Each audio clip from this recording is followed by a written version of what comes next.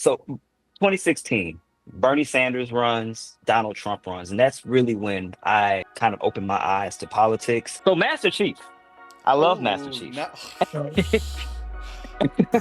I want to be a superhero like him one day.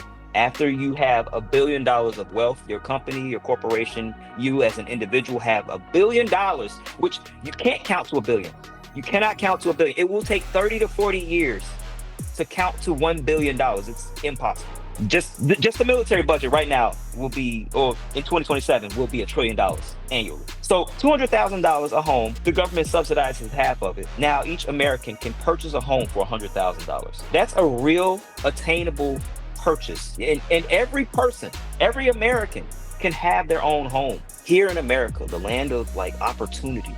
We're all struggling. Prisons should be reformative. They should be rehabilitation. Welcome, welcome, everyone, friends, family, and fighters of all ages. This is the series premiere of Seasoned Fighters, a show where we step into the ring with champions of social change so we can learn the art of fighting back. Every episode, we go toe to toe with activists, organizers, artists, and progressive leaders fighting for a better future for us all.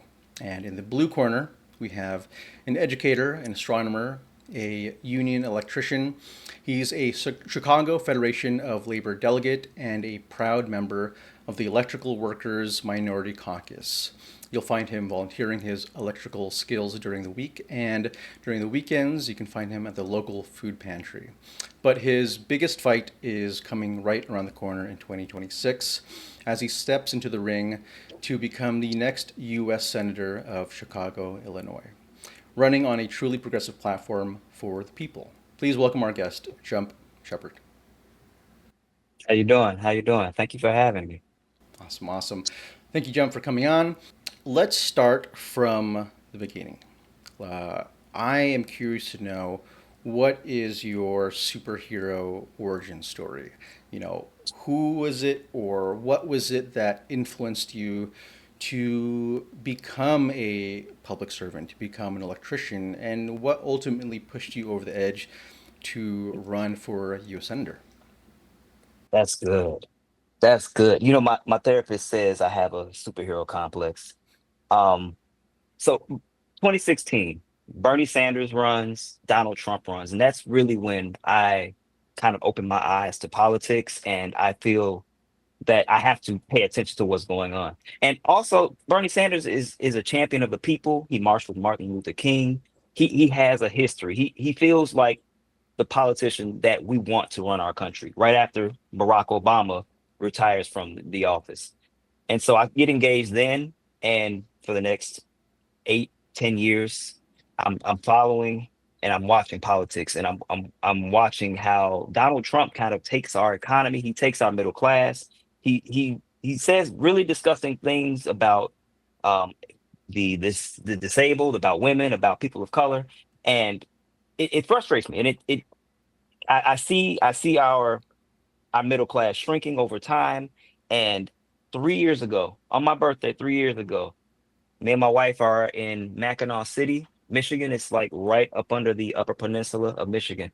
And we're just staring at the stars. They have a dark sky park there where you can see the plane of the Milky Way galaxy. We're staring at the stars, and I come to the conclusion. I look over at her and I say, Alvy, my wife's name, I want to run for Senate.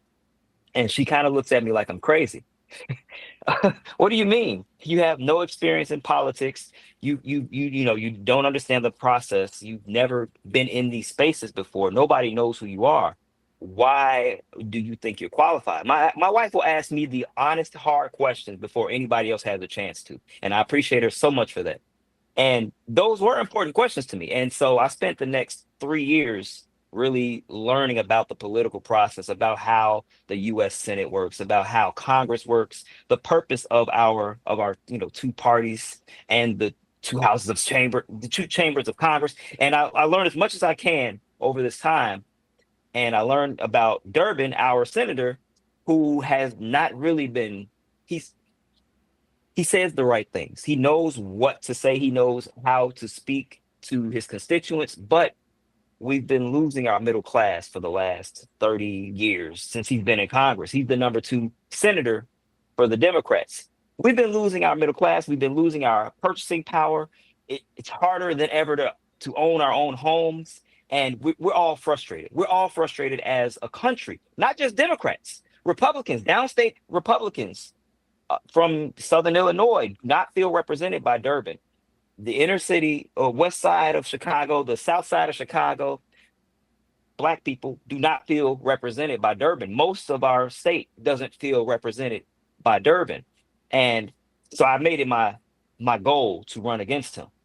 But then I find out he's decided to retire. So I kind of had to reformulate my plan.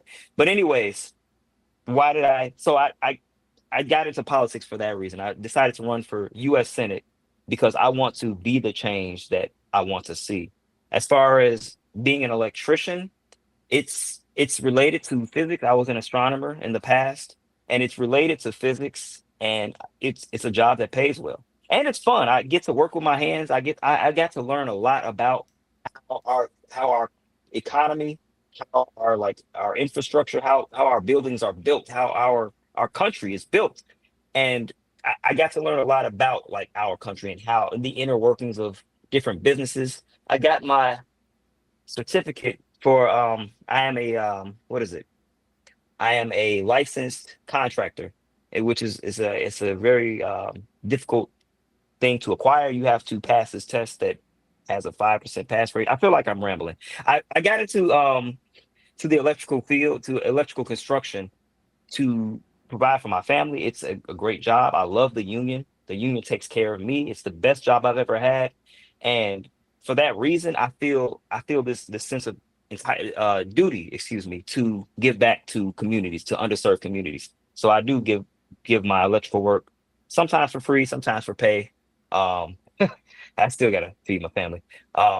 But I give back to the community in way whenever I can. And I feel the best way that I can give back is by running for the US Senate and giving back to the middle class who doesn't feel represented right now by politicians who don't really know what it's like to be working class. That was a mouthful. No, I appreciate that. And we'll definitely dive into more of the details of your policies, which I think are really fascinating. But speaking of superpowers specifically, you are actually a fellow nerd like myself. You enjoy Warhammer, you enjoy Smash Ultimate, Madden. For starters, I think you're one of the first, and I think only politicians who are like, you're actually genuinely a gamer, a nerd, which I think is awesome. So now I got to ask, what kind of nerd are you? Like, if you had to pick a few core games or franchises or communities or characters, like who or what embodies the aura of Jump? That's good. If I may take you around my office. Um, Please. so this is fun. So Master Chief. I love Master Oh, Chief. no. I want to be a superhero like him one day. I have my This is my favorite lightsaber, Oh, Count wow. Dooku's. That's awesome. Um, it is. It's really cool. The battery's dead for it right now. It's literally on the way. Um, I got some Yu-Gi-Oh cards up here. I was the king of Wow. duels in my state, in my city. I was the king of duels in my city until another guy came in, bought hundreds of dollars worth of cards to beat me, and then I kind of gave it up. But if I had to pick, Naruto is probably my favorite anime, and I know I'm basic for saying that. I know, but he's like he talks to his enemies. He speaks to his enemies and talks them down and turns them into his allies. That's the kind of politician I want to be. I want to be the guy who can speak to those on the other side of the aisle and those on my side of the aisle who I don't agree with and convince them, yo, this is for all of our best interests. So I would say Naruto is my favorite anime. I love My Hero Academia too. Um, I just finished catching up to Solo Leveling on accident. I didn't mean to binge watch it, but it was a really good anime. Um, I I I don't want to watch One Piece because It's an but my friend investment. is forcing me. It's an investment, and I hear it gets better. I'm on like episode 80. Um, So I'm definitely, I would say, an anime nerd. Video games, yeah, you hit it right on the head. I love Smash Brothers. I used to compete in tournaments. I still play it online by myself, when I get it Hmm. when I get the chance. I'm running my own Madden league right now. It's about 16 teams in it, so it's really fun. We're all like really engaged in it. We're going into our third season. What else? Warhammer. I don't have any of my painted miniatures up here. I should have brought one up. This is Oh my gosh! this is one of my Wow, miniatures. that's I should have. awesome. I was. It's really cool. I love Warhammer. It's like a tactical game. Like I like real time strategies and strategy games, board games, tabletop. Um, what kind of nerd am I? Wow, I don't know. I'm all over the place. What about you? What kind of nerd are you, Rainy? At its core, I've always been a fighting game nerd through and through. My first few games growing up, Killer Instinct, Mortal Kombat, on the Super Nintendo. And then after that, of course, I jumped on Smash 64 like it was a religion. I loved it. And then after that, it was all just Smash and Tekken. So I've always just been Really? Smash, Tekken, Fight Night. I've just Oh, been all in with fighting games. I think there's something about the a game that you're just purely by yourself, and especially you're playing a Ditto match. Someone has the same exact character. He doesn't have anything that you don't. You can't buy something, a skin that will give you a new move. If you lose, like, you just have to sit with that. And I've always felt like that is the most frustrating but rewarding type of game experience. But outside of that, um, I mean, my nerd identity is all art related, but also rhythm games. I grew up playing a lot of DDR, VR, so I'm and also first person shooter. So I grew up on oh Halo, yeah. Halo 1, 2, 3, all of that as well. Now, continuing Oh on yeah. this notion of powers and abilities, as a candidate running for U.S. Senate, a win for you would be a major acquisition of power that would have you responsible for 12.7 million residents of Illinois. And one of your flagship policies to make that change is a billionaires bill. So, can you explain to us what is the billionaires bill, and how would you respond to critics who say, oh, well, taxing the wealthy, it's just going to encourage them to leave and take out much needed tax dollars? What would you say to people like that? Oh, I love this question. The billionaires bill. The billionaires bill is my favorite bill of all of them. The people who have been following the campaign, they have other favorites, but this is my favorite. The billionaires bill, first of all, it re-implements the 92% tax rate, the top tax rate that we had in the 1950s for people who make a lot of money, over $10 million annually in revenue. So that's a lot. I think after that first 10 million, I think you should be able to give it back to the country that made you that money. And I, I think that shouldn't be a problem. And that's the first part. The second part, it implements a wealth tax similar to the one that Elizabeth Warren wanted to pass, where after 50 million, if people and companies that have $50 million worth of wealth, worth of stocks or valuation, they pay a tax on that. And it's 2% at that $50 million level. After you have $1 billion of wealth, your company, your corporation, you as an individual have $1 billion, which you can't count to a billion. You cannot count to a billion. It will take 30 to 40 years to count to $1 billion. It's impossible. And that's it's a staggering number. You can't spend that much money. Put it into the economy, let the economy flourish. The more of this wealth that's not being hoarded at the top and is allowed to go into these underserved communities, go into these rural areas that don't have enough wealth. These farmers, these people in Chicago, I see them every day. If this wealth can go into these communities, it will stimulate them, and a lot of that wealth actually will go right through and come back to these billionaires. So the wealth tax for the billionaire, is 5%. That's 5%. It's menial. It won't hurt you. Um, yeah, the wealth tax, the tax on income, and these taxes will go to serve other parts of the economy. They will go to bring down our $36 trillion debt. It costs us almost $1 trillion a year to service. I had to make sure I said trillion, not billion. $1 trillion a year to service this debt, not even to pay it down, just to pay our debtors. And it's frustrating to me. So that's the billionaires bill in a nutshell. Now, I want to take a trip back in time and talk about what it was like for you growing up. Back then, what did good work mean to you? What did that look like? And how did you start and ultimately move up into your career? How did good work? My mom and my dad both implemented hard work, like a hard work mentality, to work hard, but also to work smart.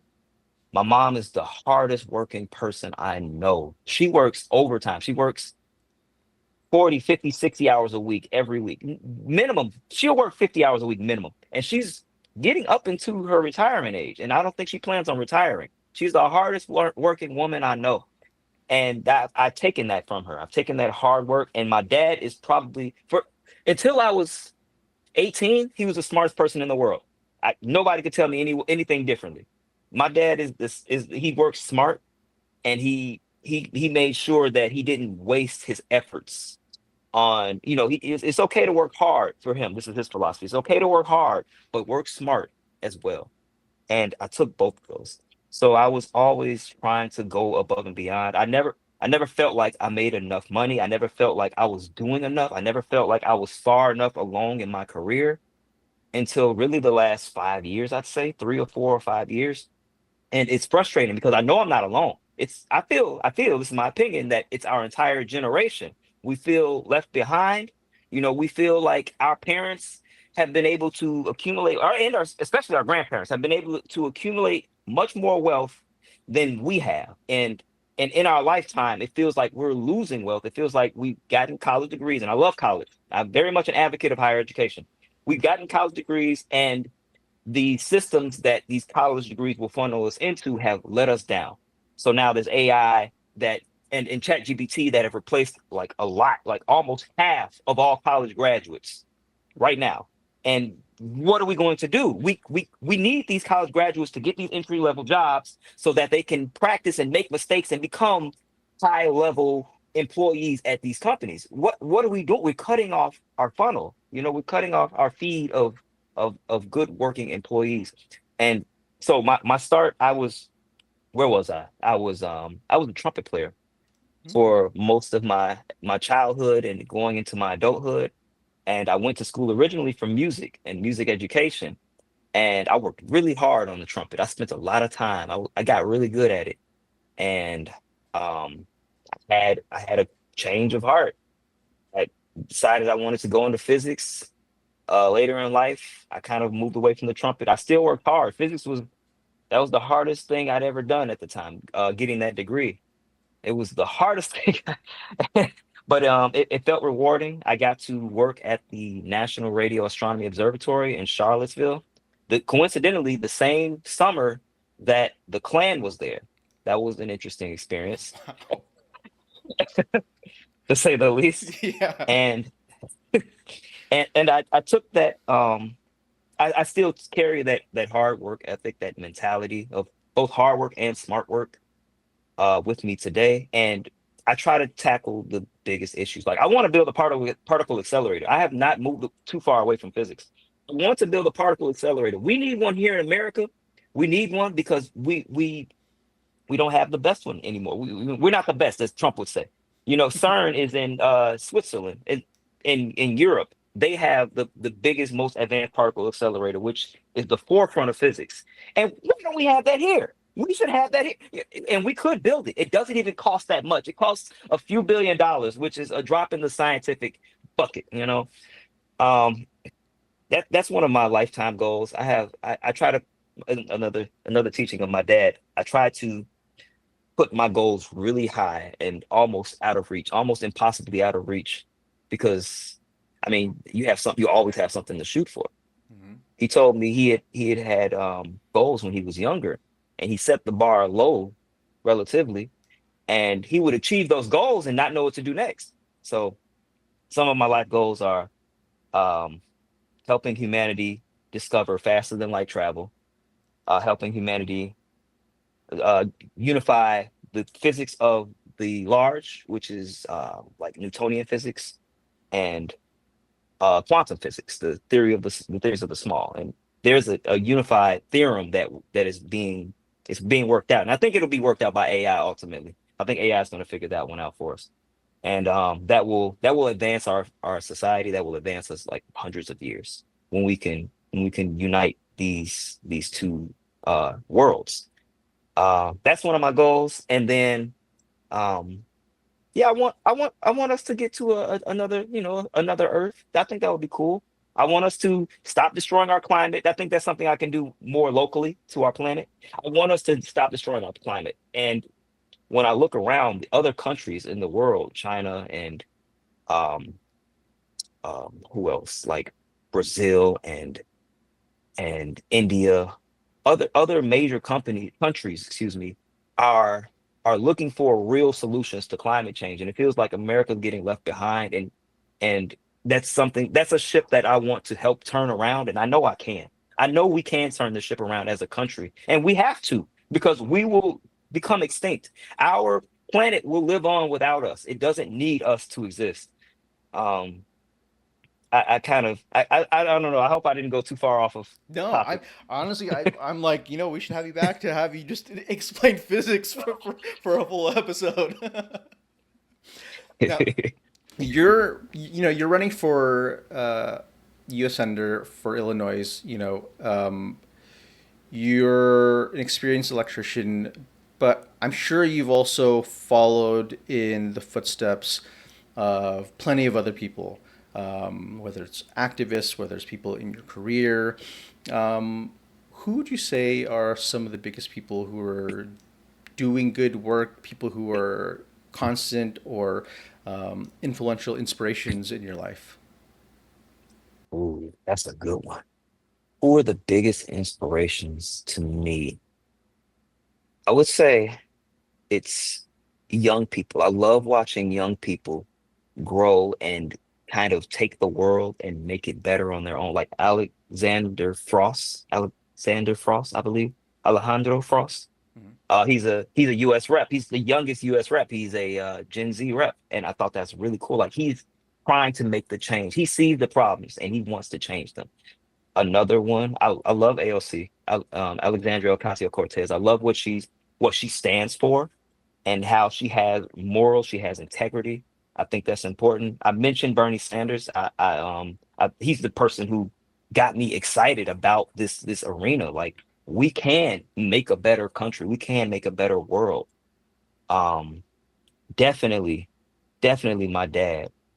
My dad has been so influential, so instrumental to me growing into the person I am today. I talk to him almost every day. He's in my league. He's in my Madden league. Awesome. And and and actually, coincidentally, my dad's first wife was Filipino, and my brother and sister are half Filipino. Oh my gosh, awesome. He moved back, not back. He moved to the Philippines a couple months ago. He's there now. Wow. You're basically Yes. Filipino then. Yeah. But for sure, my dad is one of the most influential people in my life. I talk to him all the time about like, Dad, what do you think is a good idea? How should I approach these people here or this topic there? Um, yeah, for sure. And who else? Maybe like someone more local. I like, I'll say sports. I'll say I like I like LeBron James. I like him a lot. I like what he does. Like he doesn't just stand on his sports platform. He goes out into the communities and he gives back to his communities. He gives back. He didn't have to go back to Cleveland. He chose to go back to Cleveland and win a championship for his for his city. And stuff like that holds value to me. Someone who doesn't forget where they came from, doesn't forget the people who lifted them up. I love things like that. Same thing with Beyonce. She goes back to Houston regularly and gives back to her people, her city. Those are the people who inspire me and who like challenge me to be better every day. Now, speaking of new ideas, one of the most fascinating policies that you have proposed is this idea of $100,000 modular homes. As an amateur fan of architecture, city planning, and alternative housing solutions, I love the idea of exploring different ways to build and house people. And so that starts with the homes themselves, obviously. So, as someone who is experienced in this industry, what is it about the way that we are currently building our homes that is ineffective, and how do these modular homes address that issue? And like, what would it look like at scale? What would it look like for just a regular person looking to buy a place? That's a really good question. This is a fun question too. You posed this to me earlier, a few weeks ago, and I got to dive really deep into this subject. So in Chicago, we have this home style. It's called the bungalow, and it's been a feature of Chicago and like the surrounding suburbs. Actually, the suburb that I live in, there are maybe thousands of bungalows, like brick houses, row by row, like the almost the exact same house, right next to each other, all of them constantly. And this style of building, it was efficient because you knew exactly what you were building. You knew exactly how much material you needed, how many hammers, not hammers, how many nails, how many bricks. You knew how much pipe. You knew everything because it was the same house over and over. And that's how I plan on building homes in America in the future. So there, right now, on average, across the entire country, it costs about $350,000 without taking profits to build a home, like an average 3 bed, 2 bath, 2,000 square foot home. And it costs so much because each house is custom. Each house is different from the one before it, from the one next to it. And you don't really know what you're doing until you get started. But when you plan for efficiency, when you plan for the exact same house over and over again, you get to eliminate a lot of uncertainty and you can nail down the price. You can purchase materials in mass, especially if, like we plan on doing it, if the government is building these homes, if the government is purchasing this home, now there's no longer the profit motive. And you can reduce that cost from $350,000 to about 180 to 220,000 approximately. So I say 200,000. $200,000 to build a home.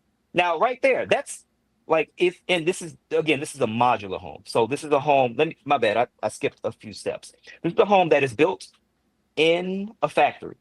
So all the parts, all the walls are built in a factory. You pick them up, you build them, you lock them into place on site. You take them to the site, you dig out the basement, and you put the pieces together on site.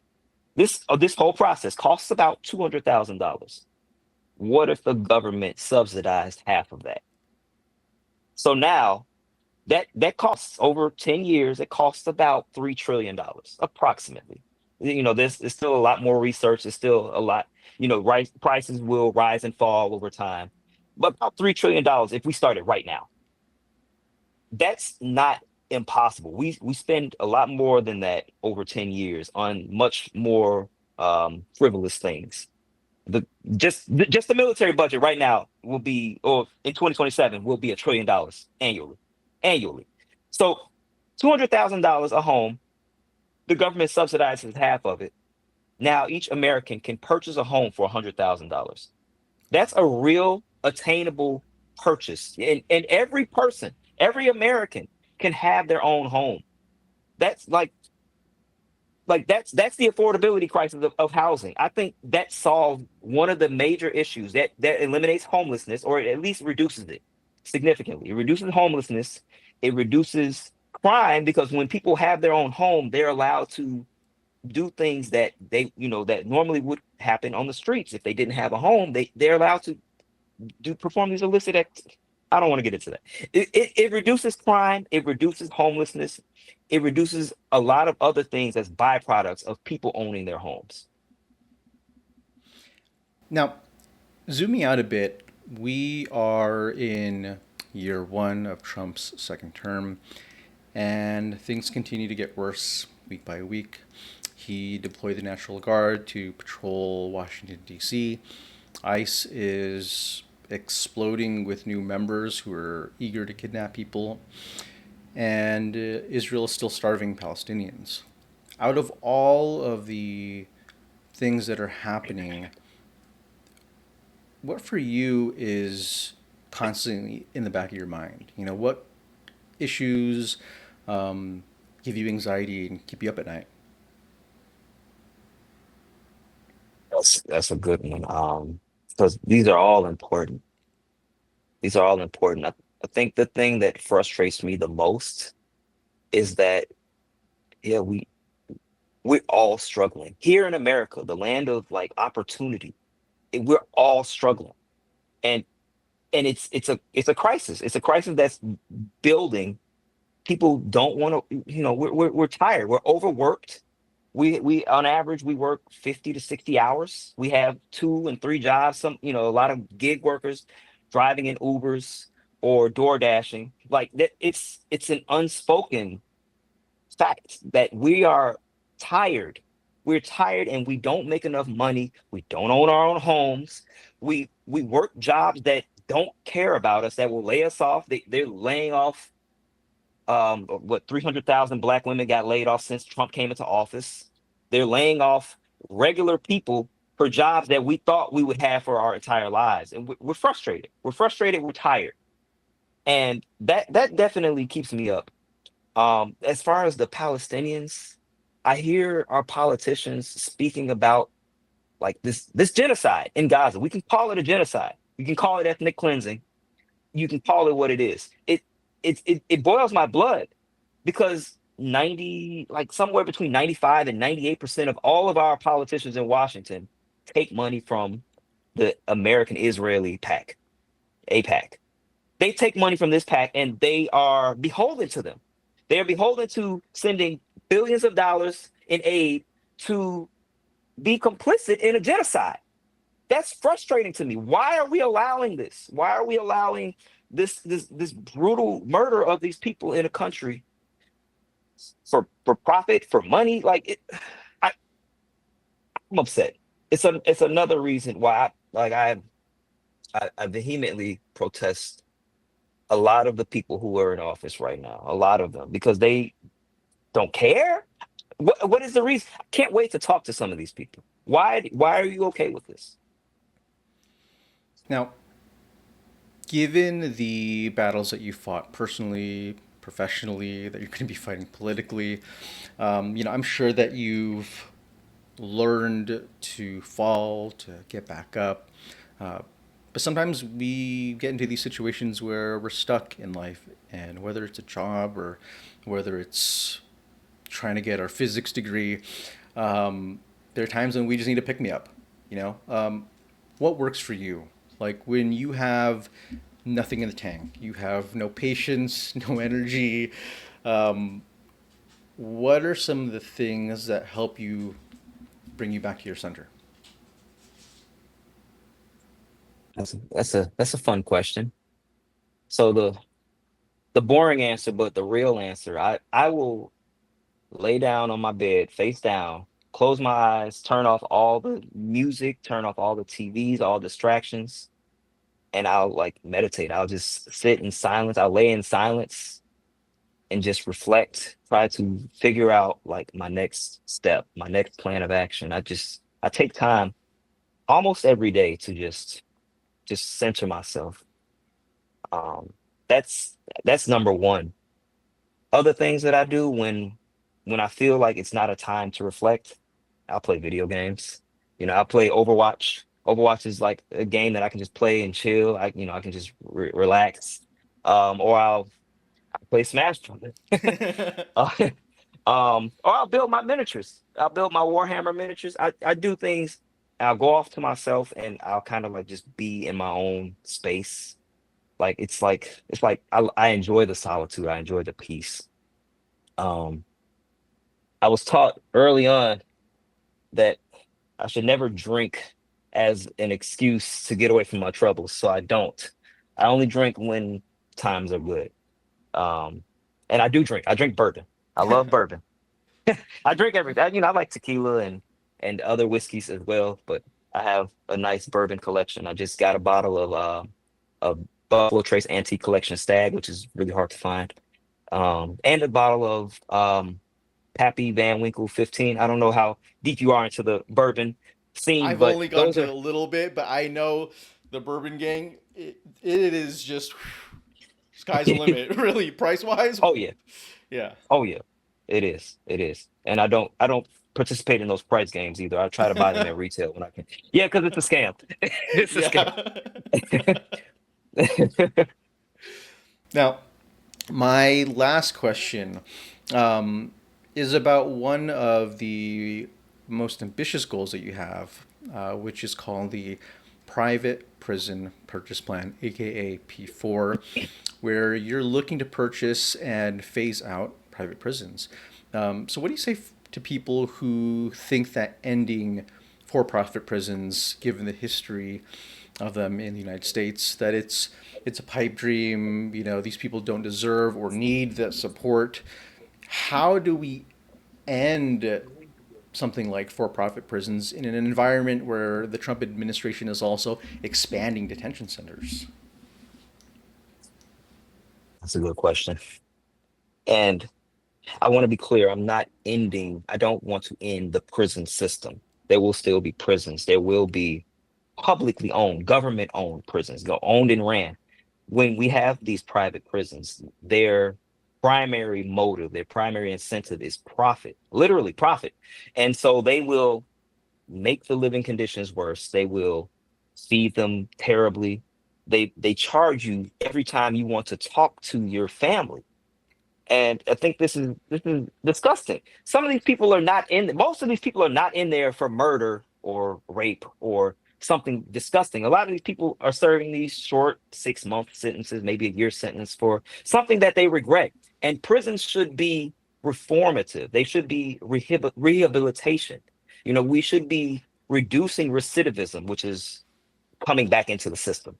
We should be um, trying to get them back out back out into society as working members of as effective members of society. Like we want them to, if they're going to be in the prison system, we want them to come out stronger than they came in. We want them to be able to get their education, get a degree if possible, learn a skill, learn a trade. What if we could teach people to be plumbers and electricians and they could join the union while in prison, come out of prison and be better people for it? But you can't do that when you have a private owned prison. They don't care about these things. When we take these prisons and we make them public owned, when we make them government entities, we it shows that we care about our people because these are still Americans. And also, side note, people should be able to vote. You should not take somebody's right to vote because they went to jail. That's just me. But I really do believe this is another factor that will we invest this into our prison systems. That sounds disgusting. Investing in the prison systems. We invest in these prison systems, and the amount of benefit that we will get out of it is far more than we put in. Jump, it has been an honor having you today to chat. We've all learned so much, and we appreciate you stopping by Seasoned Fighters for the inaugural episode. Before we head out, could you please tell the folks watching at home what are you working on these days? Where can we find you, and where can we support you? Awesome. Yeah, so you'll find me. We actually have been walking through Chicago, door knocking, talking to our future constituents, and just figuring out what they want, what you need, what do you ask for, what do you expect from your representation in Congress. And so you'll find me in my blue suit. I'm not wearing it now. In my blue suit and my red tie, um, in Chicago. And later, we're going to go downstate Illinois. We're going to talk to the conservatives. We're going to talk to the Republicans because they need representation too. We all need representation. And it's not fair for a blue state, a big blue state like Illinois, to ignore a significant percentage of our population. It's not fair to them. So we're going to go down and we're going to talk to them as well. You can find us all throughout the state of Illinois. You can also find us online. We're on TikTok, Jump for Senate, and we're on Threads, Jump for, I believe it's the same, Jump for Senate, FOR Senate. And the website is jump, the number 4 Senate.com. Mm-hmm. And if folks want to participate, volunteer, what are they gonna know?